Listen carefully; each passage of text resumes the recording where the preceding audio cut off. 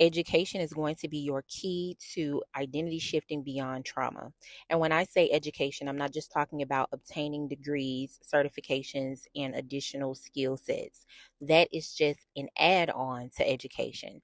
I'm talking about being open to expanding your intellect to the possibility of obtaining information in areas that you don't know anything about, and being very passionate and on fire about that, and doing this happily and unapologetically.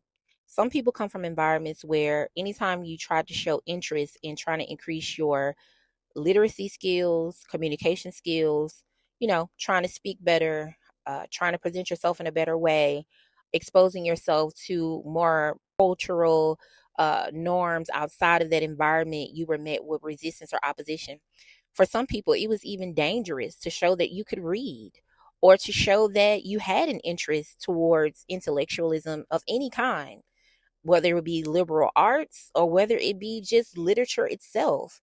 So people would hide their intelligence in certain environments because if people even knew that you were intelligent or smart, you would be met with hostility, or there would be some level of bullying as a way to oppose your right to personal growth.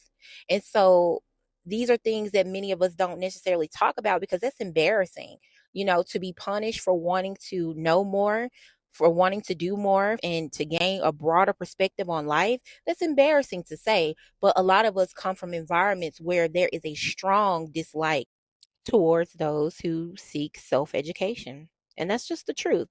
And there has been a lot of trauma surrounding that. And there are a lot of people who have been traumatized because of that.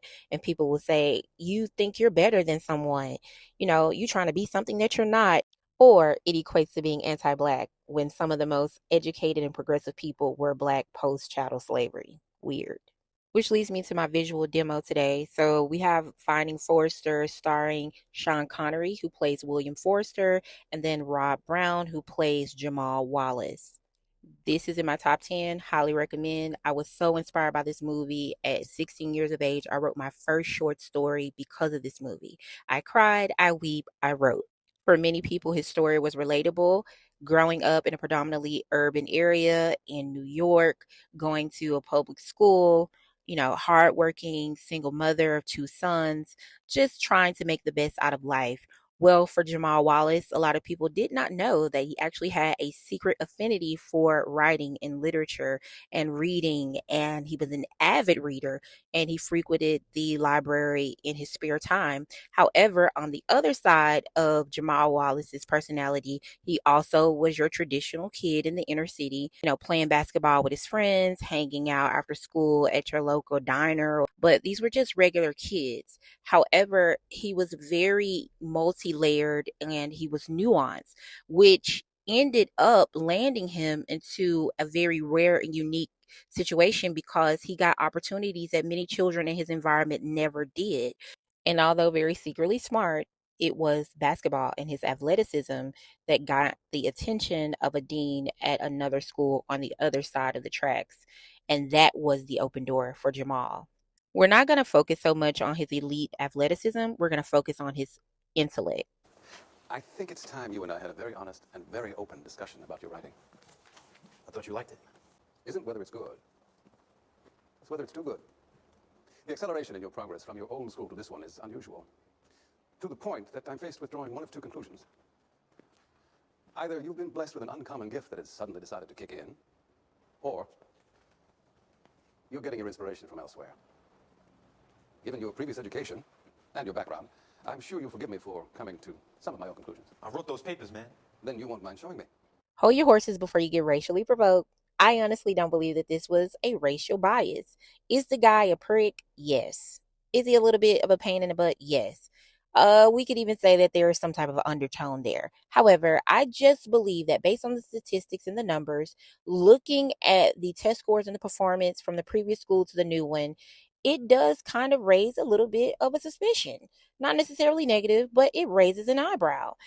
So to make sure that he did have academic integrity, he wanted to challenge him. This was not only a challenge from the professor, but this was a challenge from Jamal Wallace to Jamal Wallace, because this was an opportunity to get out of his emotions and his feelings and that victim mindset to prove that he is who he's always been. The professor said something that was so key here. The speed of the progress is what set off the alarm. But think about it. There is a stark difference between the old school and the new school. We're talking about like night and day. At the old school, as I mentioned earlier, there's a hostility towards intellectualism. So you have to downplay your smarts and you have to dim your light so that no one would know, because you had a fear of being outcasted. Compared to a new school where it is expected, there is a high standard towards academic excellence. And as a matter of fact, the children are in post-secondary school preparing for their collegiate endeavors and what they're going to do after high school. So, of course, he's going to excel because he's in a safe space to do so. There's an expectation to do so. He can now be his true self and his true form because he's safe. This is no different from you in getting outside of an environment where you're not allowed to grow. When you get into a safe space, your natural default settings, whoever you naturally are, whatever you naturally have a passion for, it is going to come to the surface. And so, of course, you're going to be able to perform at an accelerated rate, and you're going to look like it's going to look like, what happened? It's going to be a head scratching moment because people don't know you. When you've played small your whole life, nobody really knows you. And so when you get in an environment where you feel safe and it's no longer dangerous to be your big self, then everything that you are will come to the surface and you're going to perform at an elite level. But that wasn't it for Jamal. Jamal now had a mentor. You really have to go watch the movie to see the unique way that William and Jamal crossed paths and how they got introduced to one another, because it was a reciprocal blessing and a fair exchange for them. But now, compared to the past, he has someone that challenged him to go to deeper depths and to deeper heights within himself and challenge him to grow beyond what he had been performing like before he met William. And so there was going to be some obvious changes. There was going to be some obvious growth here. But because the professor doesn't know him, he doesn't know what's going on. He's just seeing just rapid growth. Also too, you're going to see there's going to be some type of plagiarism kind of conflict here too. So it's just something that you need to check out. But in terms of the mentor aspect, identity shifting beyond trauma, you cannot do this alone. I definitely recommend getting a mentor. I definitely recommend getting a coach, someone to work with you. Post what you used to know as your norm, to bring out parts of yourself that you didn't even know existed. It's okay to work with yourself. It's okay to go into isolation and to discover things. But there are a lot of things that mentors and coaches can show us that we can't see because they offer a different set of eyes.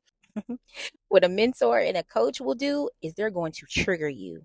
They're going to trigger the deeper wounds that you did not even know was there or you've been trying to hide and suppress. And once we can trigger those deeper wounds, we can dig all of that stuff up that has been malignantly standing in the way between you and your progress. And we can move forward and become so unrecognizable that we scare even ourselves. How did it feel having him tell you what you can't do? Like he knew he was better than me. That might show him what you can do. A nice little history of people not helping me. Oh, Christ, not that self-pity, father bullshit. What'd you say? Man, fuck you, William. You want to hear the real bullshit? How about you let me take it on this one because you're too damn scared to walk out the door and do something for somebody else? You're too damn scared, man.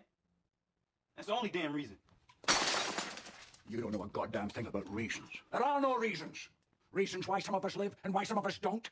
Well, fortunately for you, you have decades to figure that out. So what's the reason of having a file cabinet full of writing and keeping the shit locked so nobody could ever read it, huh? What is that, man? I'm done with this shit.